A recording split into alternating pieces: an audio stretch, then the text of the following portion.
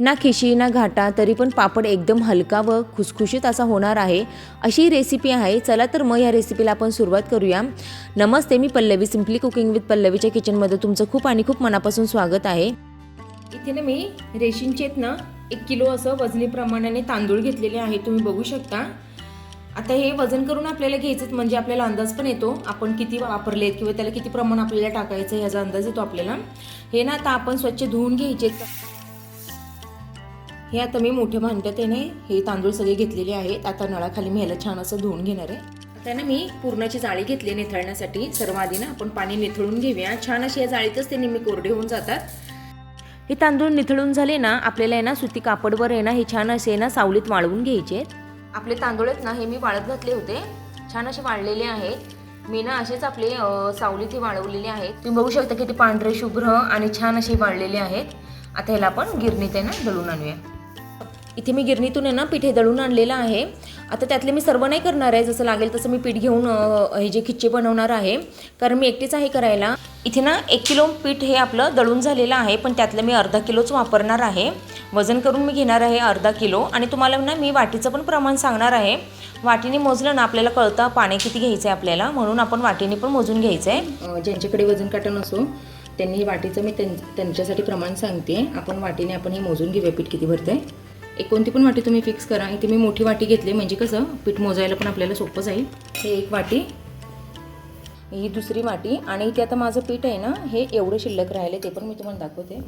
एवढं माझं पीठ शिल्लक राहिले, 2 टेबलस्पून माझं इथे पीठ शिल्लक राहिलेलं आहे, म्हणजे 2 वाटी आणि 2 टेबलस्पून आपले इथे पीठ आहे। 2 वाटी जर पीठ भरत असेल तर आपल्याला 3 वाटी हे पाणी घ्यावं लागणार आहे। आधी आपण काय करूया, पाणी हे उकळायला ठेवूया। आपल्याला ना पीठ हे 2 वाटी भरलं होतं, त्यासाठी इथे आता मी 3 वाटी पाणी घेणार आहे।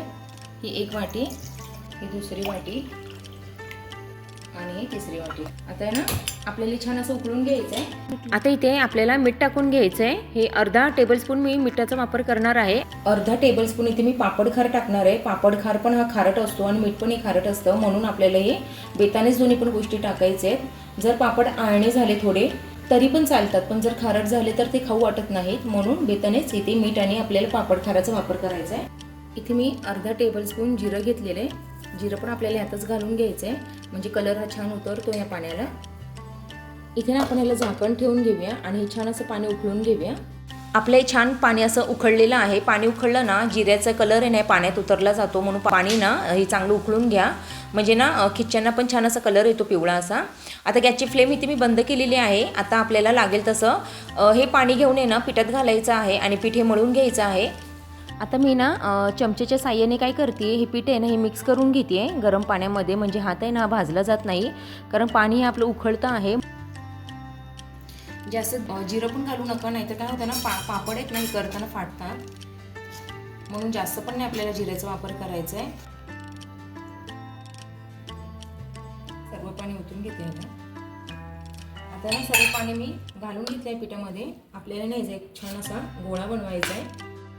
मी सगळं पीठ आहे ना हे एकत्र करून घेतलेलं आहे, मळल्यासारखं करून घेतलेलं आहे। हे थोडंसं अजून कोमटच आहे। आता आहे ना आपल्याला जे ना एकसारखे असे गोळे बनवून घ्यायचे। पाण्याचं प्रमाण बरोबर झालेले, नाहीतर याला चिरा पडतात। हे आता असे आपल्याला गोळे बनवून घ्यायचे, आणि जे इडलीचं पात्र असतं ना त्यात हे गोळे आपल्याला शिजायला ठेवायचे। एकदम सोपी पद्धत आहे, कोणी पण नवशिके हे एका ट्रायमध्येच छान असे करू शकतात हे पापड। कढईतच मी हे इडलीच्या भांड्यात हे उकडायला ठेवणार आहे। माझे 2 प्लेट आहेत त्या कढईला, म्हणून इथे मी 4 आणि 4 असे 8 गोळे करून घेणार आहे। इथे ना पाणी मी छान असं गरम करायला ठेवलं आहे। आता इथे ना मी इडलीचे भांडं ठेवणार आहे आणि त्यात ना गोळे घालून घेणार आहे, म्हणजे छान अशी उकडतील आहे। 20 मिनटं, कमीत कमी आपल्याला 20 मिनटापर्यंत ठेवायचे।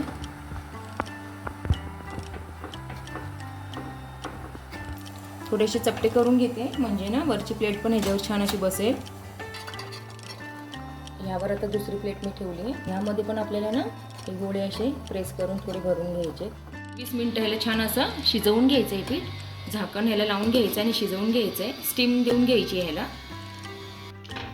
20 मिनटं आपली झालेली आहेत। आपल्याला छान असे हे गोळे आहेत ना तांदळाच्या पापडाचे, हे छान उकडलेले आहेत। आपण हे ना पूर्ण नाही गोळे आता काढून घ्यायचे, 2-2 घ्यायचे आणि बाकीचे असेच गरम होऊन द्यायचे आपल्याला।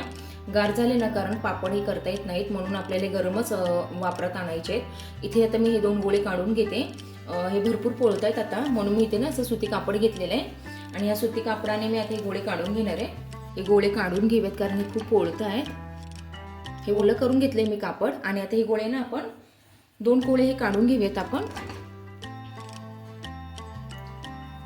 बाकीचे मी अजून हे गरम आहे कढई, म्हणून मी असेच बाकीचे झाकून ठेवणार आहे. आधी 2 गोळ्याचंच आपण करून घेऊयात. ना आपल्याला हे छान असं मळून घ्यायचं आहे गोळे, म्हणजे ना पोळत पण नाही. जर प्लॅस्टिकची पिशवी जर आपण पॉलिथिन वापरली ना तर ही पीठ आधीच गरम असतं आणि ते प्लॅस्टिक आहे शेवटी, त्याच्यामुळे ते हानिकारक असतं. त्यापेक्षा आहे ना चांगलं म्हणजे ना हे आपलं सुती ओलं केलेलं कापडच आहे, म्हणून ह्याचाच तुम्ही शक्य असेल तर जास्त करून वापर करा. अशी मी सोपी पद्धत इथे सांगितलेली आहे. आता आपल्याला ना थोडंसं तेलाचा हात घ्यायचा आहे, म्हणजे हाताला पण ते चिटकणार नाही. पण इथे ना जास्त तेलाचा वापर अजिबात करायचा नाही, कारण आहे ना मग त्याचा त्या पापडाचा आहे ना थोड्या दिवसाने ना वास येतो. म्हणून आता ना आपल्याला प्रेस मशीनचा मी इथे वापर केलेला आहे. प्रेस मशीनने इथे मी करून घेते. तुमच्याकडे जर प्रेस मशीन नसेल ना तर तुम्ही ना लाटण्याने किंवा मग प्लेटने पण करू शकता, तसं काही नाही आहे. पीठ जर आपलं बरोबर झालं ना प्रमाण, तर छान असा आपला हा पापड तयार होतो. आणि जर आपल्याला वाटलं ना असं जाड राहिलं थोडंसं, तर हाताने पण असं तुम्ही बघू शकता, मी क्लोजअप दाखवते, असं आपण स्प्रेड करून घेऊ शकतो. म्हणजे छान असा पापड आहे ना हा पातळ होतो. जितका पातळ होईल ना तितका तो छान असा फुलतो तेलात गेल्यावर. तुम्ही बघू शकता छान असा आपला पापड हा रेडी झालेला आहे. जिरं किती छान दिसतंय, त्याच्यावर उठून दिसतंय ना, खूप छान झालेला आहे आणि प्रमाणात झालेलं आहे जिरं जर जास्त झालं ना पापड हा फाटू शकतो, म्हणून प्रमाणातच जिऱ्याचा वापर करा इथे. आता ना आपण हे घालून घेऊया. एका मी बेडशीटवर आहे ना छान धुतलेल्या हे पापड घालून घेते. अशाच प्रकारे आपल्याला सर्व पापड हे करून घ्यायचे आहेत. तुम्ही बघू शकता एकसारखे मी पापड केलेले आहेत. इथे ना आपला पापडा वाळून झालेला आहे, छान असे वाळलेले आहेत. आपल्याला जर हे साठवायचे असले ना तर काय करा, ह्याला मी आता सावलीतच वाळवलेले आहे, पण आहे ना सावलीत वाळवल्यानंतर आहे ना ह्याला 2 ते 3 तास आहे ना कडक उन्हात पण ठेवा, म्हणजे छान असा वाळला जातो. हा पापड आहे ना मी तुम्हाला तळून दाखवते. त्यासाठी ना तेल हे कडकडीत गरम झालं पाहिजे, म्हणजे असा पापड टाकता क्षणी हा चौपट फुलतो. तुम्ही बघू शकता छान असा फुललेला आहे, चौपट फुललेला आहे. आता आपण आहे ना ह्याला काढून घेऊया निथळून. अजून एक मी तुम्हाला तळून दाखवते. तेलात टाकताच हा चांगला फुलतो आणि जर तेल नाही ना तापलं तर मग हा फुलत नाही. तुम्ही बघू शकता खूप छान असा हा झालेला आहे.